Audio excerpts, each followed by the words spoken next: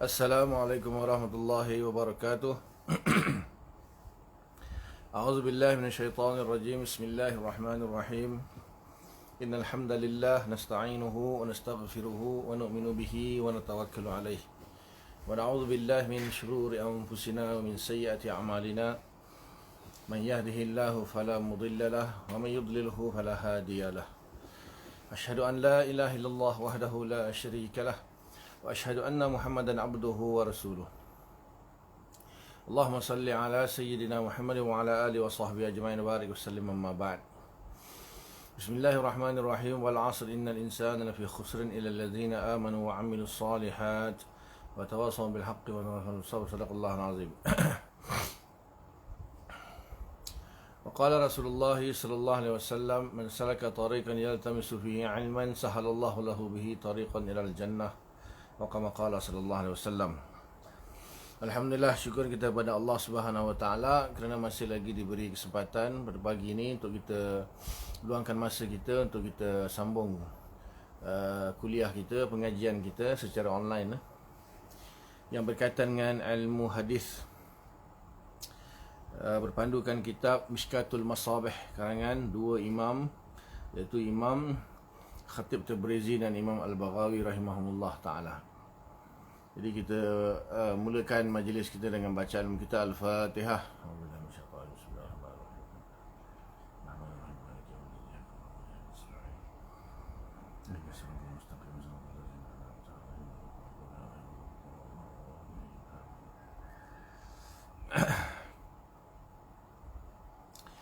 InsyaAllah kita sambung masih lagi dalam Kitabul Iman, Babul Kabair, Al-Faslu Tsani. Wa an Safwan bin Assal radhiyallahu anhu qala yahudiyyun li sahibihi. Daripada Safwan bin Assal radhiyallahu anhu, dia telah berkata seorang Yahudi kepada kawannya, "Idhhab bina ila hadzal nabi." Pergilah dengan kami kepada nabi ini. Qala lahu sahibuhu la taqul nabiyyun. La taqul nabiyyun. Maka sahabatnya berkata kepadanya, jangan kata dia ni nabi. Walau sami'aka kana lahu arbatu ayunin. Kalaulah dia dengar, sebab dia ni ada 4 mata. Fa ataya Rasulullah sallallahu alaihi wasallam wa sa'alahu an tis'i ayatin bayyinatin. Lalu mereka mendatangi Rasulullah sallallahu alaihi wasallam dan mereka bertanya kepada Rasulullah tentang 9 ayat-ayat yang bayyinat atau yang menjelaskan.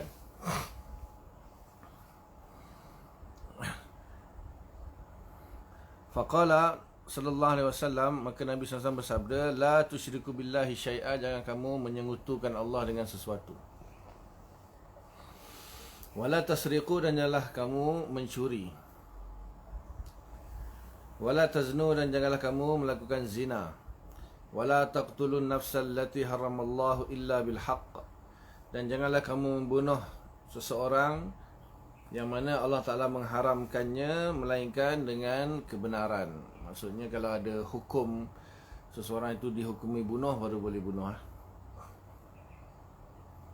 Wala tamshu bi bari'in ila zi sultanin liyaqtulahu, dan janganlah kamu berjalan kepada sultan untuk kamu memeranginya atau membunuhnya.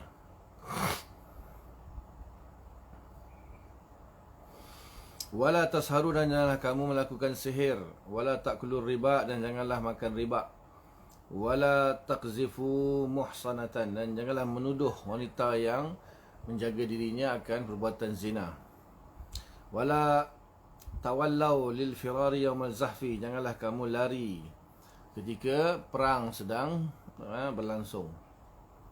Wa alaikum khasatan al-yahudu an la ta'adu fis sabti, dan ke atas kamu khususnya orang Yahudi, janganlah kamu melampaui batas pada hari Sabtu. Qala faqabbalu yadayhi wa rijlaihi. Lalu Rabi berkata, maka mereka mencium Nabi SAW dan kaki Nabi SAW, mencium tangan Nabi dan kaki Nabi. Wa qalu nashhadu annaka nabiyyun, kami bersaksi bahawa sesungguhnya kau adalah nabi. Qala fama yamna'ukum an tattabi'uni, Maka Nabi bertanya, apakah yang melarang kamu, mencegah kamu daripada mengikuti aku? Qalu, mereka menjawab, inna Daud alaihi salam, sesungguhnya Daud alaihi salam da'a bi an la yazala min zurriyatihi nabiyyun. Sesungguhnya Nabi Daud alaihi salam telah berdoa bahawa tidaklah akan terhenti daripada keturunan zuriatnya yang akan menjadi nabi. Wa inna nakhafu in ittaba'naka an taqtulana al-yahudu. Sesungguhnya kami takut kalaulah kami mengikuti engkau wahai Muhammad, maka kami akan dibunuh oleh orang Yahudi. Rawahu Tirmizi wa Abu Daud wa Nasa'i. Jadi ini kitab beberapa larangan dalam di dalam agama lah, agama Islam, bahkan agama seluruh agama. Yang mana dimasukkan oleh Imam Baghawi dalam bab dosa-dosa besar. Okey, tadi hadis, pada permulaan hadis itu cerita tentang ada orang Yahudi diajak Yahudi yang lain untuk pergi bertemu dengan Nabi Muhammad sallallahu alaihi wasallam. Maka apabila disebut perkataan Nabi itu, maka kawan dia kata, jangan kau sebut dia tu Nabi, dia boleh tahu. Maknanya daripada jauh Nabi sudah tahu. Maksud kana lahu arba'atu a'yunin, dia memiliki 4 mata. Maksudnya selain daripada mata yang 2 mata kepala, mata zahir ni, maknanya ada 2 mata lagi yang boleh melihat jarak jauh. Ini satu kinayah ataupun kiasan lah bagi keistimewaan Nabi. Dia boleh mengetahui sesuatu perkara yang gaib lah, perkara yang jauh daripada dia pun dia boleh tahu, sebab dia beritahu oleh Allah dan dengan malaikat. Biasanya Jibril yang akan bagi tahu apa-apa yang berlaku, Jibril yang akan bagi tahu. Jadi mereka memanggilnya sebagai, istilah dia lah, arba'atu a'yunin, bermata 4. Mana orang lain ada 2 mata je, dia ada mata 4. Maksudnya 2 lagi mata tambahan tu boleh melihat benda yang orang lain tak boleh lihat lah. Lalu mereka datang kepada Rasulullah bertanya tentang tis'i ayatin, 9 tanda. Sebenarnya mereka tanya tentang 9 tanda ni. Apa yang dimaksud dengan 9 tanda di sini adalah tanda-tanda yang dibawa oleh Nabi Musa AS sebagai mukjizat, sebagai keterangan yang nyata untuk membuktikan bahawa dia ni seorang rasul. Di dalam Al-Quran pun Allah Ta'ala sebut kan, dalam surah Al-Isra, walaqad ataina Musa tis'a ayatin bayyinatin. Sesungguhnya kami telah memberikan kepada Musa 9 tanda-tanda yang jelas, iaitu mukjizat. Itu juga dalam surah An-Naml, wa fi tis'i ayatin ila fir'aun wa qaumihi. Ini pada 9 tanda-tanda dibawa kepada Fir'aun dan kaumnya. Dan 9 tu ialah tangan Nabi Musa yang boleh bercahaya. Apabila dia menyeluk tangan dia ke dalam poket dia atau saku dia bahagian atas itu, maka bila dikeluarkan, tangan dia akan bercahaya warna putih. Kemudian tongkat Nabi Musa, tongkat dia boleh berubah menjadi ular. Dan kemudian tufan, maksudnya tongkat Nabi Musa itu boleh membelah laut, boleh membelah laut. Wal jarad, kemudian juga tufan ni sebenarnya banjir. Pernah berlakulah banjir sekejap di kawasan Fir'aun kerana dia tak mau beriman dengan Nabi Musa. Kemudian didoakan dia terlepas, lepas tu dia tak mau beriman juga. Wal jarad, kemudian belalang datang menyerang semua tanam-tanaman. Wal qumal, iaitu kutu-kutu yang masuk dalam segala makanan dan sebagainya lah. Wad dafana, iaitu katak, kemudian darah, kemudian kekurangan daripada buah-buahan, kemarau. Jadi ada beberapa perkara yang mana Nabi Musa dia datang dengan membawa bukti-bukti yang nyata tersebutlah. Maka ditanya oleh orang Yahudi kepada Nabi sallallahu alaihi wasallam, kalau kau betul Nabi, maksudnya kau mesti tahulah tentang Nabi yang sebelum ni, iaitu Nabi Musa alaihi salam. Lalu dalam riwayat ini dia tak cerita lah Sebenarnya dalam hadis ini dia tak cerita tentang 9 tanda-tanda yang dibawa oleh Nabi Musa itu. Cuma hadis ini dipotong, maksudnya shortcut lah. Terus Nabi menjawab ada beberapa perkara yang di dalam agama yang mana setiap agama mencegah umatnya daripada melakukan perkara tersebut. Jadi ada apa? Ada dua pendapat di sinilah. Sebab apa? Orang Yahudi datang bertanya kepada 9 tanda itu, tetapi dijawab, kalau kita tengok zahir hadis ini, dijawab dengan 9 perkara yang lain, 9 larangan. Jadi tis'i ayatin bayyinatin itu, 9 tanda-tanda yang jelas itu sebenarnya merujuk kepada mukjizat Nabi Musa AS. Dan tentulah orang Yahudi ni dia nak pastikan dulu kan bahawa Nabi Muhammad ni tahu tak tentang Nabi Musa.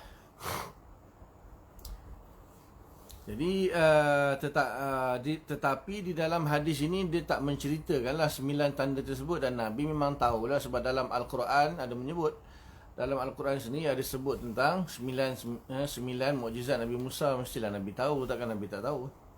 Maka kata Ibn Hajar dalam mensyarahkan hadis ini, dia kata mungkin perawi membuangkan jawapan Nabi terhadap 9 mukjizat Nabi Musa, kemudian Nabi terus menyampaikan perkara-perkara yang disepakati di dalam agama, maknanya ada kesamaan di antara agama Yahudi dengan agama Islam.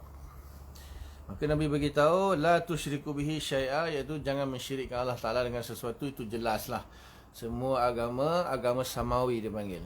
Agama samawi, agama yang wahyu turun dari langit, iaitu agama yang dibawa oleh semua para Nabi alaihimussalatu wassalam, dengan 4 kitab yang terkenal lah, kitab Zabur, kitab Taurat, kitab Injil dan Al-Quran.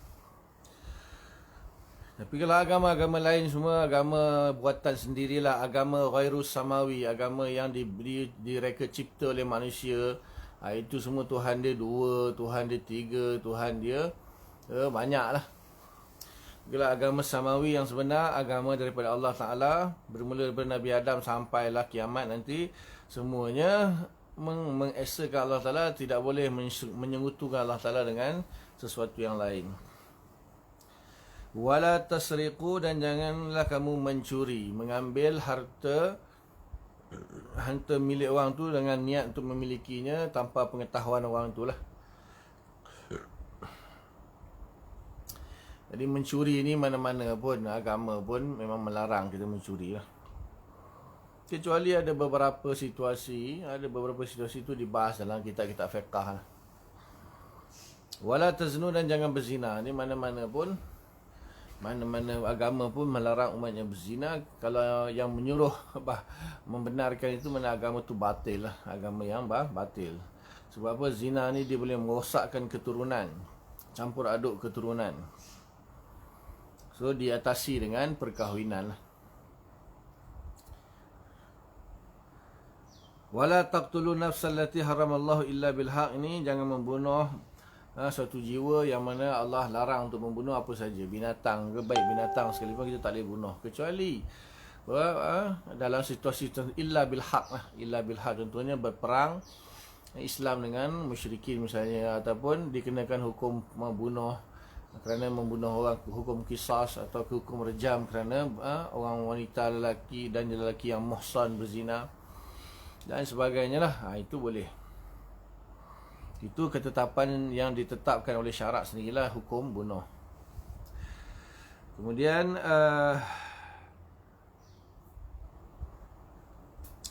wala tamshu bi bari'in ila zi sultanin liyaqtalahu. Maksudnya jangan kita membawa pasukan tentera kita untuk kita memberontak kepada sultan dan membunuh sultan.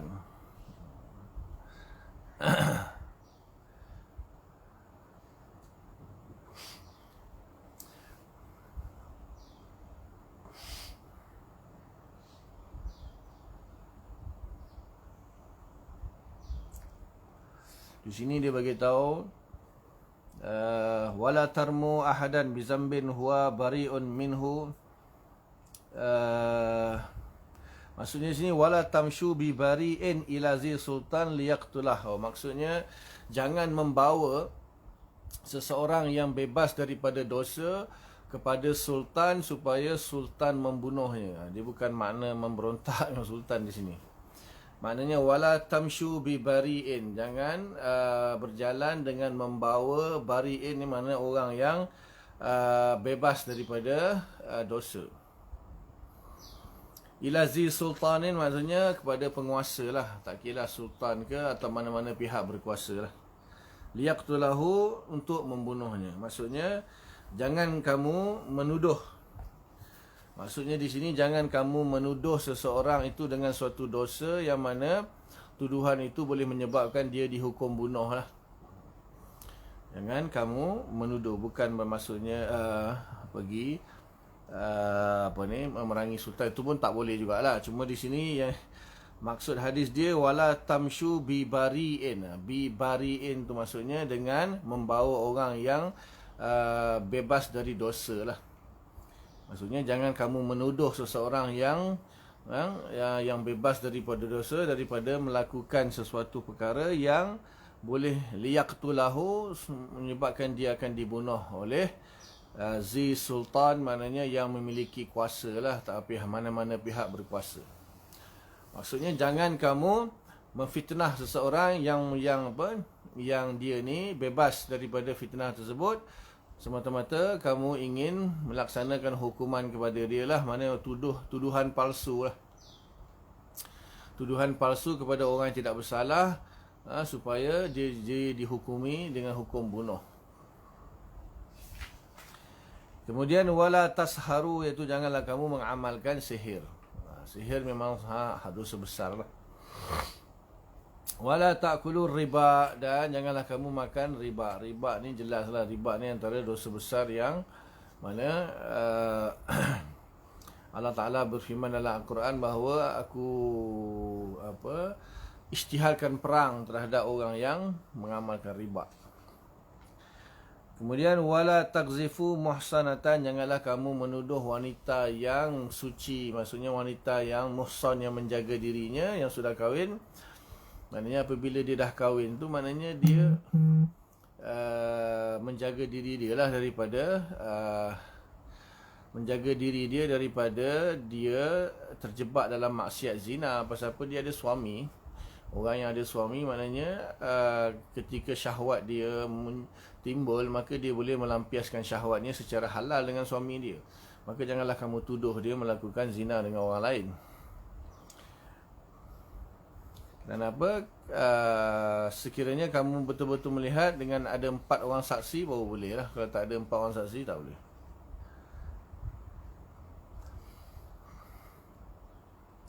Wala tuwallu lil firari yaumaz zahfi, jangan lari daripada medan pertempuran ketika peperangan sedang terjadi, sedang berlaku. Jadi Islam tidak benarkan umat dia lari daripada medan pertempuran lah. Sama ada kita beroleh kemenangan atau kita mati syahid.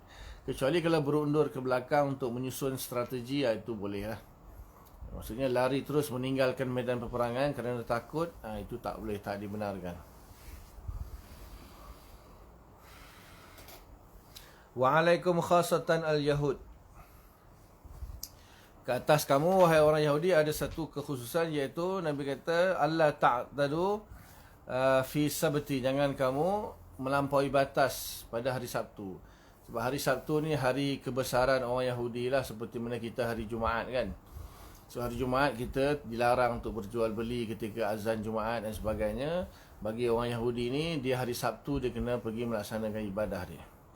Jadi jangan kamu melampaui batas pada hari Sabtu dengan tidak melaksanakan kewajipan yang ditetapkanlah pada hari Sabtu. Kemudian faqabbala yadayhi wa rijlaihi, jadi mereka mencium tangan Nabi dan kedua kaki Nabi. Nampak tu? Jadi orang Yahudi cium tangan Nabi dan cium kaki Nabi. Jadi di sini maknanya bolehlah seseorang tu mencium kaki, bukannya menyembah lah. Cuma masalahnya posisi itu yang katakanlah Nabi sedang duduk. Bila Nabi duduk, kaki dia berdiri ke duduk ke apa pun, kaki kita mesti di bawah. Jadi apabila orang ingin mencium kaki, maka posisi orang yang mencium itu seperti sujud lah. Posisi dia terkadang seperti sujud. Yalah, kalau kita nak cium sesuatu benda kat bawah kan, maka kita punya posisi kita nampak seolah-olah macam sujud. Itu yang selalu terjadi fitnah tu. Kadang-kadang ada beberapa tarikat misalnya, anak muridnya terlalu mengagungkan syekhnya hingga mencium kaki syekhnya lah. Sebetulnya orang Yahudi cium kaki Nabi, tapi zaman sekarang ni kadang-kadang ada pengikut tarikat misalnya, mereka mencium kaki ulama ataupun masyaikh mereka lah. Maka dalam mencium itu kaki, posisinya seperti sujud. Jadi ini mendatangkan fitnah lah kepada orang yang tak tahu. Masalah ni dia nampak sujud, dia sujud kat tok guru dia. Akhirnya dia viralkan, ambil gambar viralkan. Ni fitnah. Jadi kita selagi ada ruang untuk kita bersangka baik, maka kita jangan tuduh dia. Jangan dituduh, dan takkan tok guru tu biarkan anak murid dia sembah dia. Kalau tok guru tu memang biarkan anak murid sembah dia, maka tok guru tu pun sesat lah. Tok guru tu pun kufur, syirik, menyuruh anak murid dia sembah dia. Maka di sini terkadang posisi mencium kaki ataupun mencium kubur lah. Ada juga riwayat yang diperbolehkan untuk mencium kubur. Tapi kadang-kadang bila kita mencium kubur atau mencium kaki seseorang itu, posisi dia seolah-olah kita ni macam sujud. Jadi jangan kita terlalu cepat bersangka buruk bahawa orang tu dia sujud kepada kubur atau sujud kepada guru dia. Sebenarnya dia dalam keadaan posisi untuk mencium kaki atau mencium kubur je. Di sini hadis jelas kan. Hadis mengatakan bahawa orang Yahudi mencium kaki Nabi. Jadi bukan, tapi mana posisi dia macam sujud lah. Posisi dia macam sujud. Tapi dia bukan niat nak sujud pun, dia nak menghormati lah, itu saja. Qala nashhadu annaka nabiyyun. Kami bersaksi bahawa sesungguhnya engkau benar-benar seorang nabi. Kemudian Nabi tanya, apa yang fama yamna'ukum an tattabi'uni? Apa yang melarang kamu sebenarnya daripada ikut aku, maknanya ikut jadi pengikut aku, jadi umatku, beriman kepada aku lah. Jadi Yahudi jawab, dia kata Nabi Daud ni antara nabi-nabi Bani Israel lah. Antara nabi-nabi yang merupakan keturunan Bani Ishaq, iaitu Bani Israel lah. Dipanggil Ishaq. Nabi Ishaq tu dapat anak Nabi Yaqub, Nabi Yaqub dapat anak Nabi Yusuf serta 12 adik-beradik, 11 lagi lah adik-beradik dia. Jadi daripada 12 anak Nabi Yaqub tu, termasuk Nabi Yusuf dan Bunyamin tu, yang ibunya lain lah, 10 lagi ibu lain. Abang sulung dia tu nama Yahuda. Jadi daripada situlah lahirnya 12 kelompok orang, kelompok Yahudi. Dan semua nabi-nabi itu diutuskan daripada golongan Yahudi. Sampailah kepada Nabi Isa alaihissalam. Setelah diangkat ke langit, Allah Ta'ala lantik Nabi akhir zaman daripada keturunan Nabi Ismail. Jadi di sini katanya orang Yahudi ni, Nabi Daud berdoa kepada Allah Ta'ala supaya la yazala min zuriyati nabiyyun. Maksudnya janganlah putuskan. Maksudnya la yazalu, tidak akan berhenti, terus menerus akan dilantik daripada kalangan keturunan Bani Israel ni seorang Nabi. Tapi tiba-tiba Nabi Muhammad bukan datang daripada Bani Israel, tapi datang daripada Bani Ismail. Sebab tu dia orang tak mau ikut. Dia kata kalau kami ikut, wa inna nakhafu wa in taba'naka an taqtulana al-yahud. Kalau kami ikut engkau wahai Muhammad, kami akan dibunuh oleh orang Yahudi yang lain. Jadi sebab apa mereka menyangka bahawa akhir zaman Nabi yang terakhir nanti akan muncul daripada keturunan Yahudi juga, daripada Bani Israel juga. Tapi ternyata silap sangkaan mereka, keluar daripada Nabi Ismail. Jadi sebab tu kami tak boleh berikut engkau. Jadi sebenarnya kata ulama, mereka ni berdusta ataupun mencari alasan saja. Memberi alasan tidak mau ikut Nabi Muhammad sallallahu alaihi wasallam. Jadi sebenarnya walaupun Nabi Daud ada pernah berdoa kepada Allah, tapi bukanlah semata-mata doa Nabi Daud itu menunjukkan Allah Ta'ala mesti mengikut apa yang diminta oleh Nabi Daud. Sesuatu perkara itu ditetapkan oleh Allah Ta'ala bukan berdasarkan doa para Nabi. Jadi Allah Ta'ala sudah pun menetapkan siapa yang akan jadi Nabi, siapa yang akan menjadi Nabi akhir zaman. Bukannya kerana doa Nabi Daud itu, maknanya Allah Ta'ala tidak boleh menetapkan perkara selain daripada apa yang didoa oleh Nabi Daud. Jadi itu hanya alasan sajalah, alasan daripada orang Yahudi kerana tidak mahu ikut Nabi sallallahu alaihi wasallam. Sedangkan jelas di dalam kitab Taurat, di dalam kitab Injil memberitahu bahawa akan datang Nabi akhir zaman yang namanya Muhammad, maka berimanlah dengan Nabi Muhammad. Kalau betul-betul ikut Nabi Daud, maknanya dalam kitab Zabur, dalam kitab Taurat, dalam kitab Injil semua memberitahu bahawa akhir sekali akan datang Nabi akhir zaman yang sebagai penutup kepada kenabian, iaitu Nabi Muhammad SAW, dan kamu beriman dengan dia. Kenapa tak ikut? Jadikan alasan Nabi Daud doa yang jadi Nabi hanyalah keturunan Bani Israel saja. Memang betul lah sabitnya doa tu, tetapi tak semestinya apa yang didoakan itulah yang Allah Ta'ala kena ikut apa yang didoakan oleh Nabi. Tidak.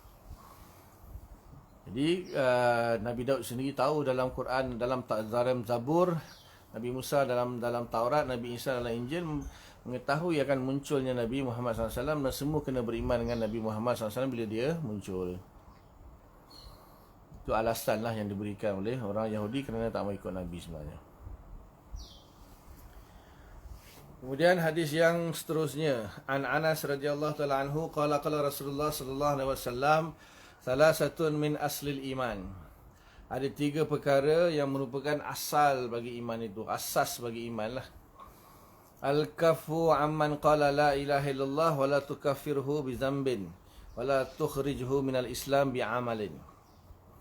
Yang pertama ialah kamu menahan diri kamu daripada orang yang mengucapkan kalimah la ilaha illallah wala tukaffirhu bizambin, janganlah kamu menghukumi kafir terhadapnya dengan semata-mata kerana dia melakukan satu dosa. Wala tukhrijuhu minal islami bi'amalin, dan janganlah kamu mengeluarkannya daripada Islam dengan sebab sesuatu amalan. Ini asas yang pertama lah. Asas yang pertama dalam iman, jangan kita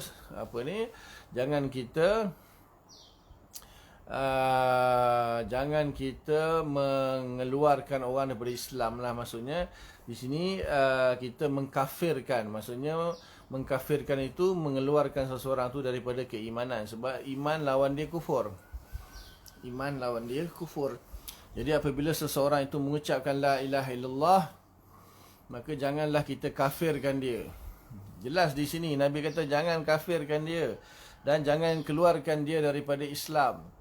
Tapi hari ni baru orang tu bertawassul, istighatsah, baru buat amalan-amalan sikit dah tuduh kafir, dah tuduh kufur. Jadi perbuatan ni sebenarnya perbuatan kelompok yang dipanggil sebagai Khawarij. Kelompok Khawarij. Daripada orang yang pertama sekali yang suka mengkafirkan orang ni ialah kelompok Khawarij. Ketika berlakunya pertempuran, selisih faham di antara Muawiyah dengan Sayyidina Ali, berlakunya perang Siffin, perang Jamal, muncul kelompok yang dikenali sebagai Khawarij. Mereka keluar daripada kelompok umat Islam, keluar daripada tentera Sayyidina Ali, keluar daripada tentera Muawiyah, lalu mereka menganggap bahawa mereka sahajalah yang benar-benar Islam. Selain daripada mereka, semuanya dikafirkan. Itu Khawarij. Dalam sejarah menceritakan puak yang suka mengkafirkan ni adalah puak Khawarij. Sampai sekarang pun adalah, kalau siapa perangai suka kafir-kafirkan orang ni, maknanya dia ni ada virus Khawarij lah dalam diri dia. Tak tahulah vaksin dia apa, dia tak tahu. Vaksin dia diberikan hadis Nabi lah, supaya dia sedar bahawa jangan suka mengkafir-kafirkan orang. Nabi dah pesan dah. Asal keimanan itu jangan mengkafirkan orang, walaupun dia buat dosa macam mana sekalipun. Wala tukhrijhu minal Islam bi'amalin. Jangan kamu keluarkan dia daripada Islam dengan sebab satu amalan dia yang salah misalnya. Itu asas yang pertama. Yang kedua, wal jihadu madin munzu ba'asani Allahu ila an yuqatila akhiru ummati ad-dajjala. Jadi yang kedua ialah jihad. Yang kedua adalah berjihad. Madin telah pun berlalu hukumnya, maksudnya hukumnya telah pun sabit. Munzu ba'asani Allahu ila an yuqatila akhiru ummati ad-dajjala. Semenjak aku diutuskan dan sehinggalah akhir umatku akan memerangi Dajjal. Maksudnya jihad tu walaupun sekarang tak ada kan, tetapi akan datang lagi, akan ada lagi jihad, iaitu kata Nabi, umatku akan memerangi Dajjal. La yubtiluhu jawru jairin wala adlu adilin. Dan tidak ada seorang pun yang mampu untuk membatalkan hukum jihad itu, sama ada kezaliman orang yang zalim atau keadilan orang yang adil. Dua-dua Nabi bagi tahu. Maknanya orang yang zalim itu ingin dia menghapuskan jihad pun takkan boleh. Dia nak menghapuskan hukum jihad takkan boleh. Atau yang adil. Sebab apa? Kalau orang zalim dia menghapuskan hukum jihad itu, mana boleh jadi orang tak terima. Jadi di sini Nabi kata kalau orang yang adil sendiri pun, dia ni orang yang adil, dia membatalkan jihad, maka dia pun tak boleh nak membatalkan hukum jihad. Walaupun dia seorang yang adil sekalipun. Maknanya jihad itu tidak akan boleh dibatalkan oleh sesiapa pun. Tak kira dia zalim ke, dia adil ke, pemimpin yang zalim ke, pemimpin yang adil ke, dia takkan ada hak untuk membatalkan hukum jihad. Jadi jihad ni akan terus berlaku sampailah Dajjal keluar nanti. Maka ketika itu Imam Mahdi akan memimpin tentera-tenteranya memerangi Dajjal, dan akan dibantu oleh Nabi Isa AS yang turun daripada langit, yang akan membunuh Dajjal. Itulah jihad yang terakhir. Kemudian dibunuh semua orang Yahudi. Kemudian keluar pula Yajuj wa Majuj. Di situ tak mampulah untuk berjihad dengan Yajuj Majuj, kerana Yajuj Majuj ni terlalu banyak dan terlalu kuat. Jadi Nabi Nabi Isa bersama Imam Mahdi serta pengikutnya berlindung di Bukit Tursina ketika itu. Panjanglah cerita dia tentang tanda-tanda kiamat ni. Akan ada nanti Kitabul Fitan. Maka yang kedua ialah kita kena membenarkan dalam hati bahawa hukum jihad itu masih ada lah. Cuma jihad ni dia ada beberapa kategori lah. Satu, jihad li'a'la'i kalimatillah. Maksudnya jihad berperang untuk menegakkan kalimah Allah, iaitu berperang dengan orang musyrikin, orang kafir. Dan yang kedua, berjihad dengan nafsu kita lah. Jihad akan nafsu kita, keinginan kita. Lawan nafsu kita, itu namanya jihad juga lah. Jihad akbar malah jihad akbar. Dan sekarang ni kita sedang berjihad menentang musuh yang tak nampak, iaitu COVID, betul, dengan isu vaksin yang lagi macam-macam. Kemudian wal imanu bil aqdar. Yang ketiga adalah iaitu beriman dengan qada dan qadar, takdir Allah Subhanahu wa taala. Jadi tentang takdir ni kita dah bahas panjang dah pada hadis yang pertama dulu, iaitu segala-gala yang berlaku itu kita wajib i'tiqad. Yang mudahnya apa dia? Secara i'tiqadnya kita wajib beriktikad bahawa segala-galanya sudah ditetapkan oleh Allah Subhanahu Wa Taala, baik dan buruknya. Antu'mina bil qadri khairihi wa syarrihi min Allah. Iaitu i'tiqad. Kita kena percaya, kita kena yakin. Kita kena beriktikad, membenarkan, tasdik bil qalbi dalam hati kita bahawa segala sesuatu itu sudah ditakdirkan oleh Allah Taala. Tetapi dalam masa yang sama kita tidak boleh bergantung kepada takdir sahaja, kerana kita tidak mengetahui akan takdir tersebut. Jadi secara kita wajib berusaha untuk melaksanakan segala tanggungjawab kita sebagai hamba Allah, sebagai umat Rasulullah sallallahu alaihi wasallam dan sebagai umat Islam. Kita wajib berusaha untuk melaksanakan segala tuntutan-tuntutan tersebut. Kita tak boleh bagi alasan, alah dah takdir dah, tak boleh. Jadi secara takdir ni hanya secara i'tiqad saja. Tapi secara zahirnya kita kena usaha. Kita kena berusaha. Dalam ayat Quran Allah sini beritahu kan, innallaha la yughayyiru ma biqaumin hatta yughayyiru ma bi anfusihim. Allah Taala tidak akan mengubah sesuatu bagi kaum itu melainkan mereka lah yang kena ubahnya sendiri. Maka ayat ini menyuruh kita berusaha lah. Secara zahir kita diberi ikhtiar, diberi pilihan, diberi kekuatan, diberi taufik. Kita hendaklah berusaha, dan dalam masa yang sama kita i'tiqad dalam hati kita bahawa segala-gala sudah ditakdirkan. Sudah dibahaskan panjang lah sebelum ni. Jadi 3 itu sebagai asas bagi iman lah. Hadis yang seterusnya daripada Abu Hurairah. An Abi Hurairah radhiyallahu ta'ala anhu qala Rasulullah sallallahu alaihi wasallam, "Iza zana al-'abdu kharaja minhu al-imanu fakana fawqa ra'sihi kaz-zullati. Fa iza faragha min zalika al-'amal raja'a ilaihi al-iman." Rawahu Tirmizi wa Abu Daud. Hadis daripada Abu Hurairah radhiyallahu anhu, dia berkata Rasulullah sallallahu alaihi wasallam telah bersabda, "Iza zana al-'abdu." Jika seorang hamba itu, seorang manusia itu dia berzina, kharaja minhul iman, maka iman keluar daripada dirinya. Fakana fawqa ra'sihi, dan iman itu berada di atas kepalanya. Kazullati, seperti pelindung. Fa iza faragha min zalikal amal, jika dia selesai melakukan dosa tersebut, amalan dosa tersebut, raja'a ilaihi iman, maka iman kembali kepadanya. Hadis riwayat Tirmizi. So ini agak muskil sikit. Jadi hadisnya ada juga sebelum ni pun dah ada kan hadis semua.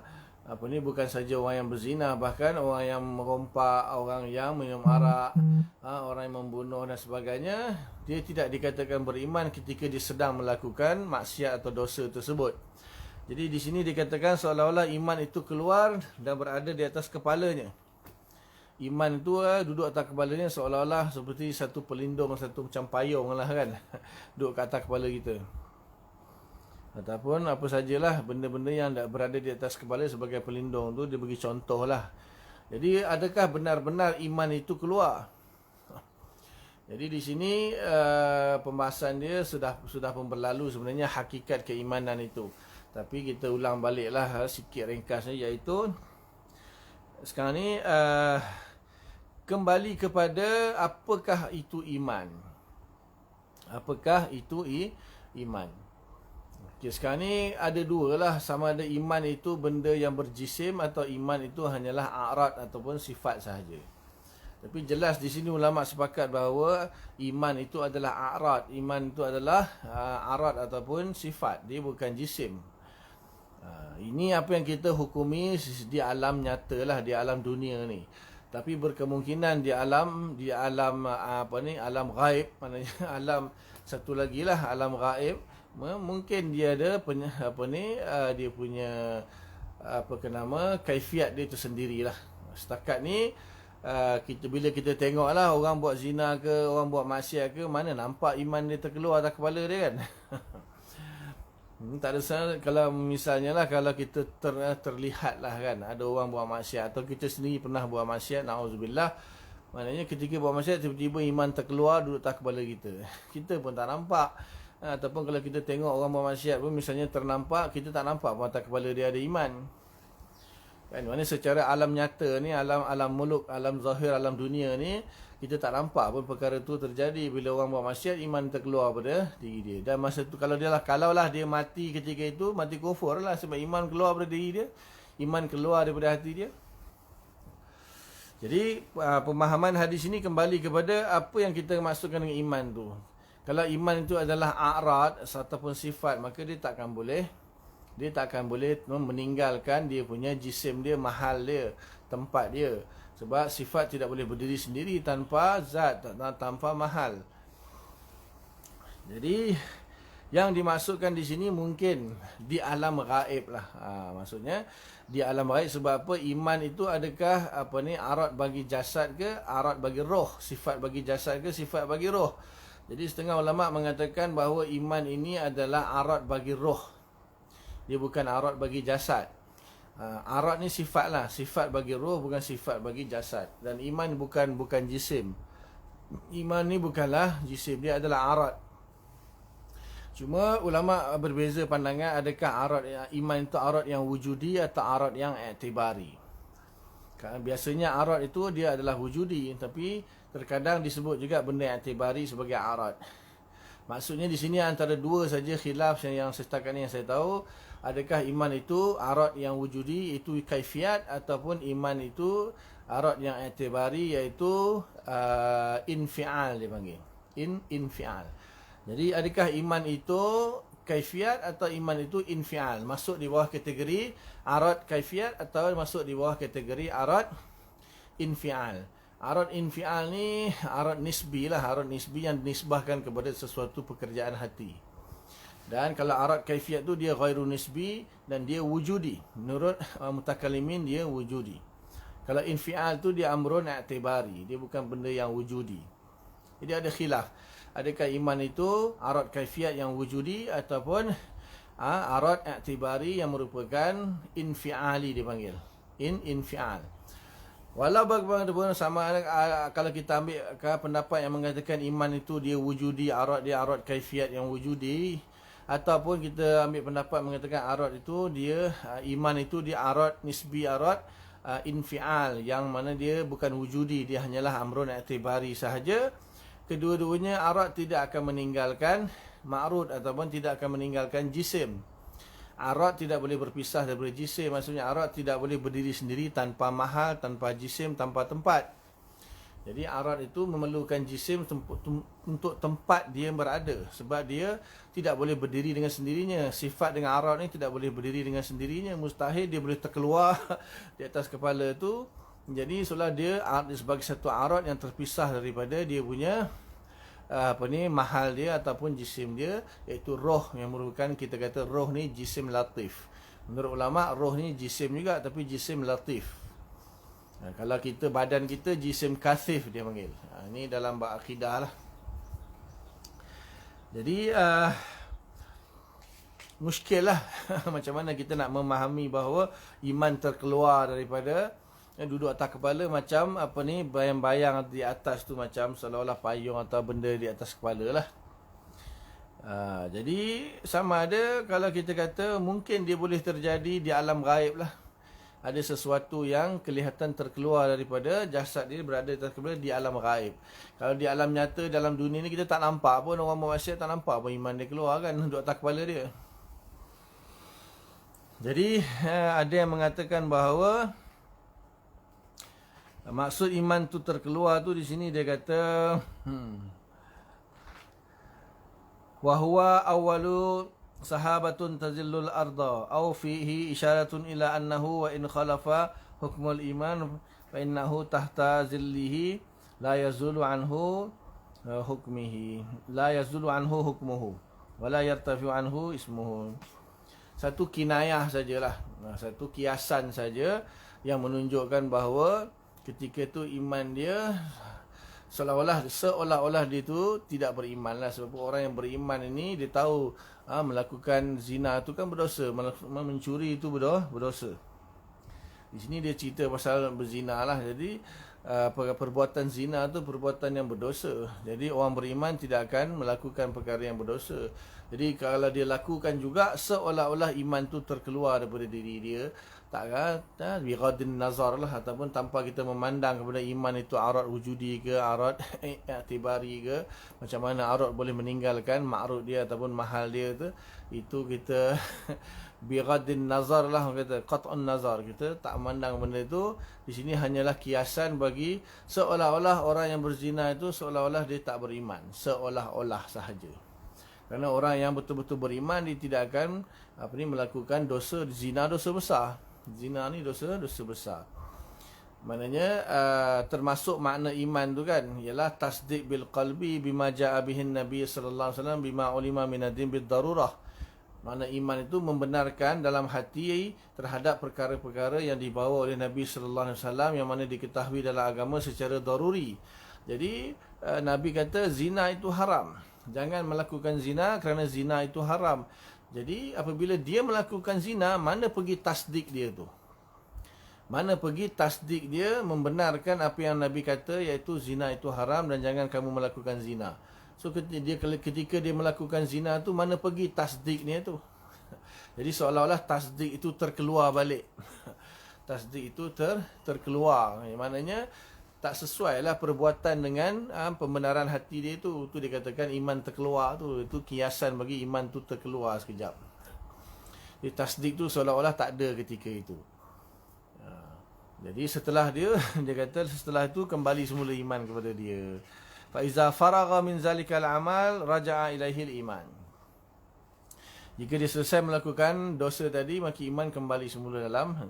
Buatnya kalau dia mati waktu tu, katakanlah dia tengah-tengah berzina, iman keluar daripada hati dia, duduk atas kepala, dia mati. Tengah-tengah berzina, dia mati. Macam mana? Apa dia katakan beriman ke tidak? So masih lagi kita kata dia beriman. Sebab apa? Sebenarnya perbuatan zina itu, kalau dia lakukan dalam keadaan dia mengetahui bahawa zina itu memang haram, maka dia tak dapat menahan diri dia, akhirnya dia dikatakan fasik lah, berdosa besar. Tetapi kalau dia melakukan zina itu dengan dia menganggap bahawa zina itu halal, dia menghalalkan perbuatan zina, dia beriktikad menghalalkan zina itu, maknanya dia telah mentakzibkan. Asalnya kan kita kena tasdik, iman itu kan tasdik bil qalbi. Dia membenarkan apa yang Nabi bawa, iaitu Nabi kata zina haram, tidak boleh kita melakukan zina. Al-Quran kata la taqrabu zina.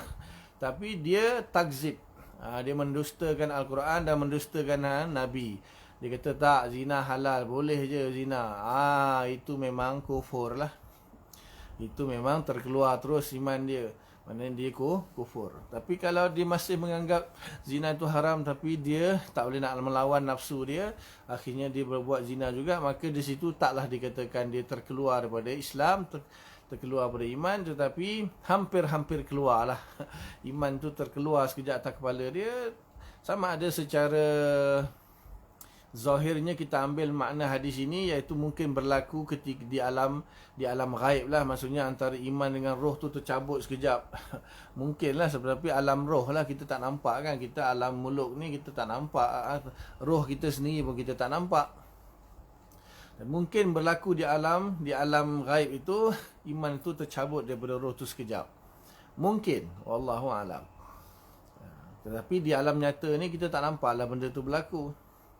Cuma kita kiaskan kepada, maksudnya ketika dia melakukan zina itu, seolah-olah dia punya tasdik tu hampir terkeluar daripada hati dia lah, seolah-olah. Wallahu a'lam.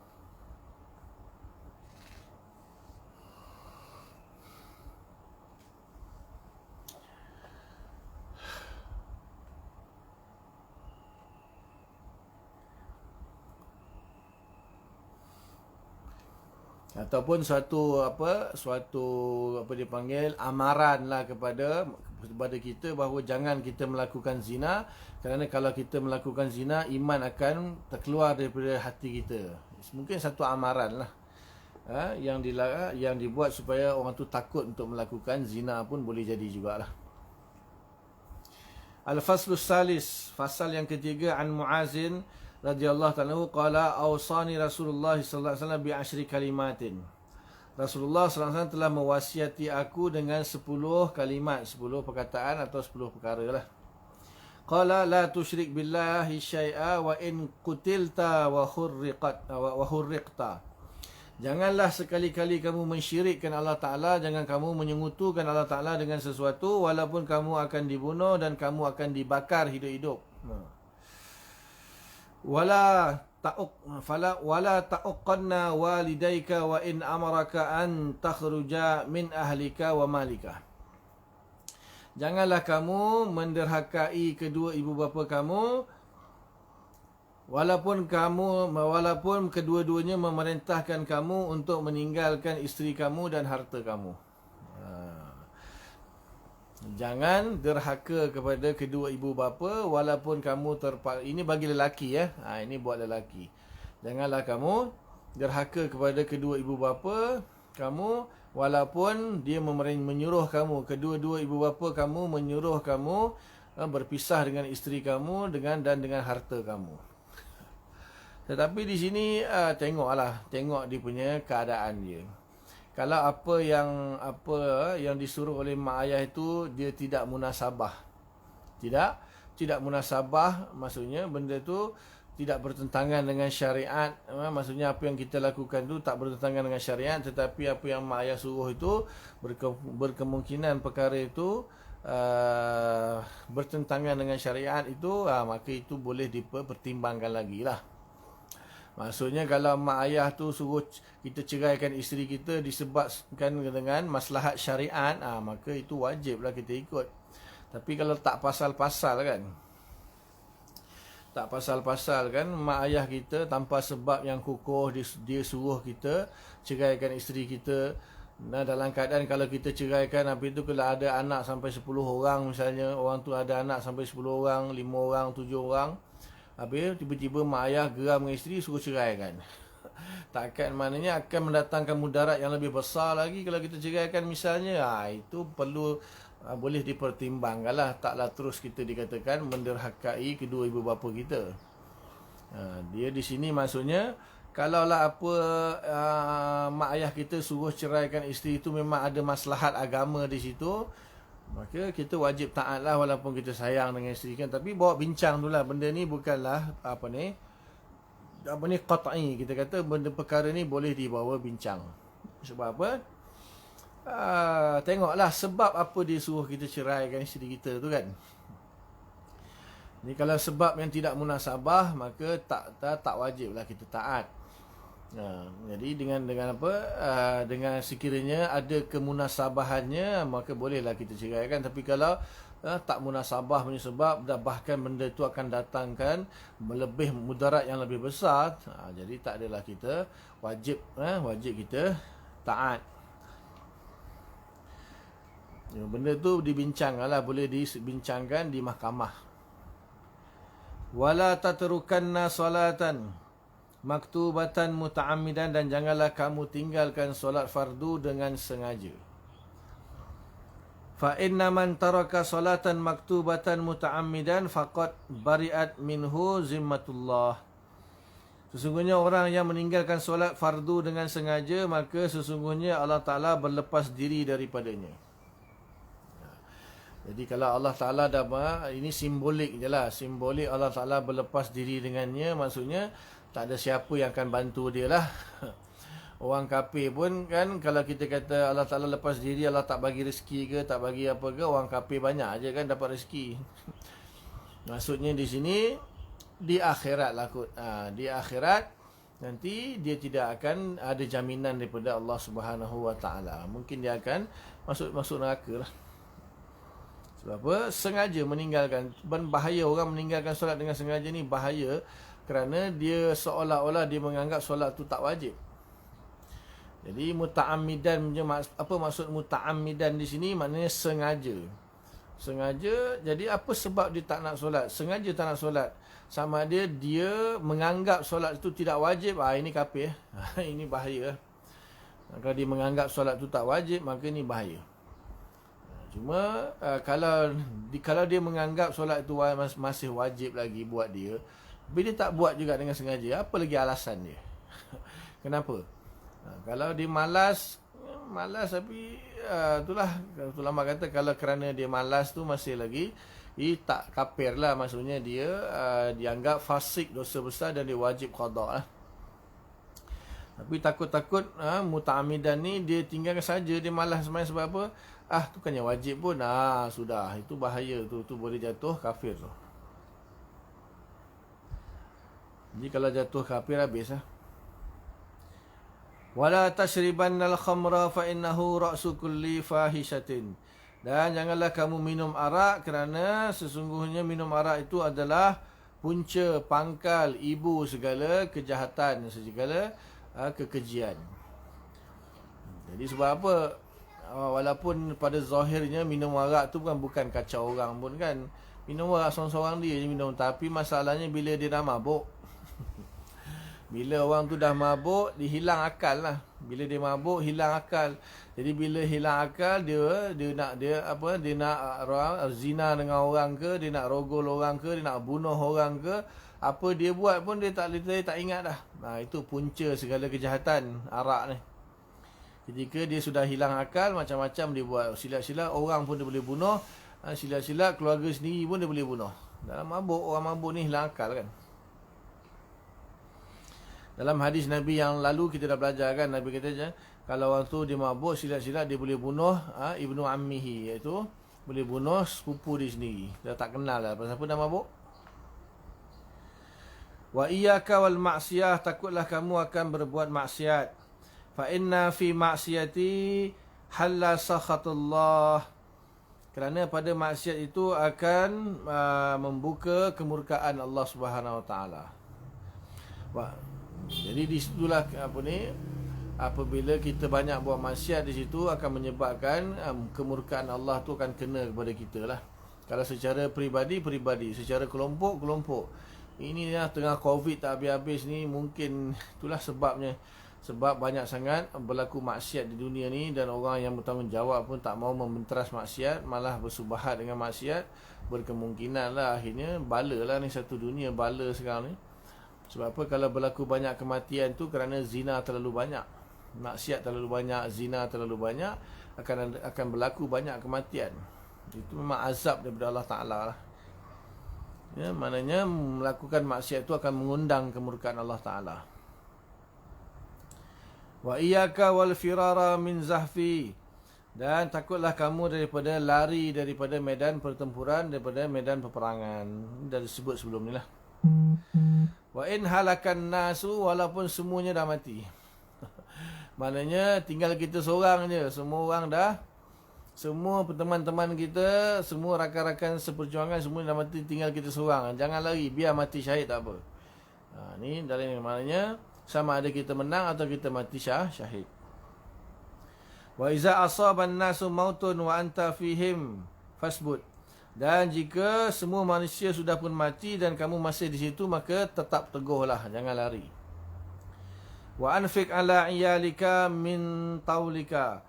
Hendaklah kamu menginfak atau melaksanakan kewajipan untuk menginfak kepada ahli keluarga, anak isteri ini dengan usaha kamu sendiri. Wala tarfa' anhum asaka adaban, dan janganlah kamu menyimpan rotan. Maksudnya tongkat di sini, asa ni tongkat, maksudnya rotan. Tarfa'an maksudnya jangan kamu simpan rotan kamu. Maksudnya sebaliknya, gunakanlah rotan untuk mendidik anak-anak dan isteri. Wa akhifhum fillah, dan takutkanlah mereka, maksudnya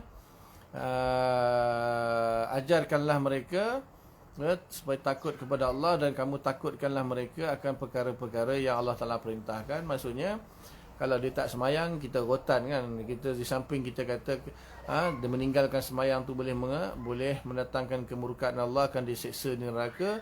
Kita sendiri pun kita boleh rotan dia lah. Macam anak kita, Nabi kata kan, suruh anak kamu solat ketika umur 7 tahun, dan ketika umur 10 tahun kalau dia tak nak solat, boleh rotan lah. Tapi dengan syarat dia mampu lah. Kalau dia sakit, dia penat ke apa ke. Dan rotan pun bukan belasah gila-gila punya. Maknanya kita rotan sekadar menakutkan dia, memberi peringatan sajalah. Jadi itu 10 perkara yang Nabi wasiatkan kepada Muaz bin Jabal radhiyallahu ta'ala anhu lah. Jadi kebanyakannya ni adalah larangan-larangan. Kebanyakannya adalah larangan yang mana di sini masuk di bawah bab dosa besar lah. Mungkin ada sebahagian perkara itu mungkin tak termasuk di dalam dosa besar, tetapi rasanya hampir semua itu termasuk dalam dosa besar lah.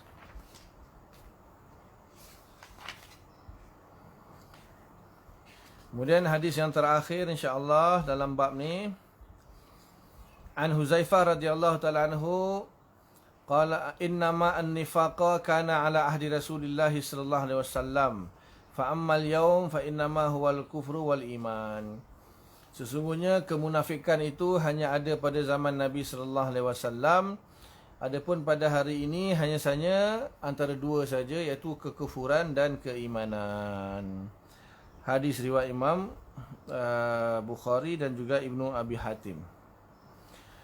Jadi kata Huzaifah Al-Yamani radhiyallahu taala anhu bahawa kemunafikan itu berlaku di zaman Nabi saja, iaitu orang berpura-pura Islam kerana takut diperangi oleh Nabi lah. Tapi di zaman dia ni lah, maksudnya Nabi sudah wafat lah maksudnya. Apabila Nabi sudah wafat, so tidak ada lagi orang munafik, semuanya tidak berpura-pura lagi, semuanya kalau yang kafir, yang beriman. Tetapi menurut sebahagian ulama mengatakan bahawa sebenarnya wujud. Ada juga orang-orang yang dia berpura-pura masuk Islam dengan tujuan untuk membinasakan Islam. Dia dulu orang munafik berpura-pura kerana takut.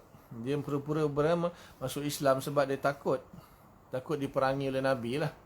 Tapi zaman sekarang ni, kata ulama, dia berpura-pura masuk Islam bukan kerana takut, kerana ingin merosakkan Islam dari dalam.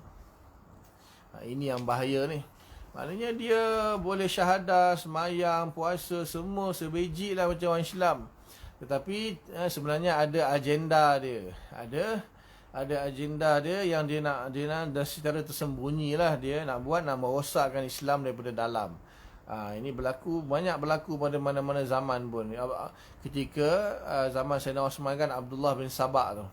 Abdullah bin Sabah pun masuk Islam juga pura-pura. Akhirnya dia merosakkan Islam dari dalam. Pun sebab Abdullah bin Sabah lah jadi pertempuran perang Siffin, perang Jamal tu antara Sayyidina Ali dan Muawiyah. Dan Sayyidina Osman dibunuh pun oleh kelompok-kelompok itu hasil hasutan Abdullah bin Sabah.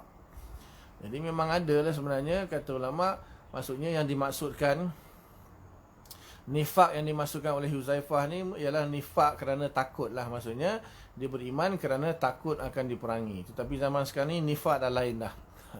Maksudnya dia munafik, dia pura-pura masuk Islam bukan kerana takut, tetapi ada agenda jahatnya.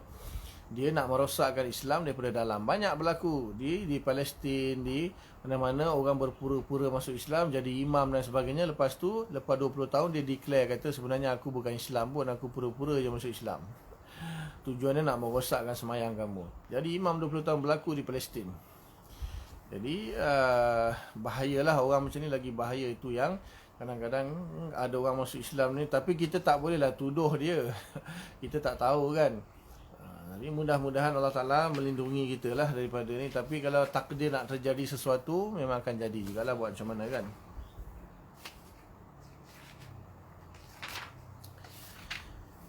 Jadi selesailah bab kabair ni, insya-Allah. Kerana pada 2 minggu lagi kita akan sambung babun fil waswasah. Bab yang menceritakan tentang was-was yang berlaku dalam hatilah terhadap keimanan kita. Kita akan sambung akan datang, insya-Allah. Jadi setakat itu dulu. Apa yang baik daripada Allah Subhanahu Wa Taala, apa yang tak baik kelemahan saya lah, minta ampun pada Allah, minta maaf pada semua. Mudah-mudahan Allah bagi taufik untuk kita faham dan sampaikan dan tangguh dengan kafarah majlis. Subhanallah bihamdika, asyhadu an la ilaha illa anta, astaghfiruka wa atubu ilaik. Subhana rabbika rabbil izzati amma yasifun wa salamun alal mursalin walhamdulillahi rabbil alamin. Assalamualaikum warahmatullahi wabarakatuh.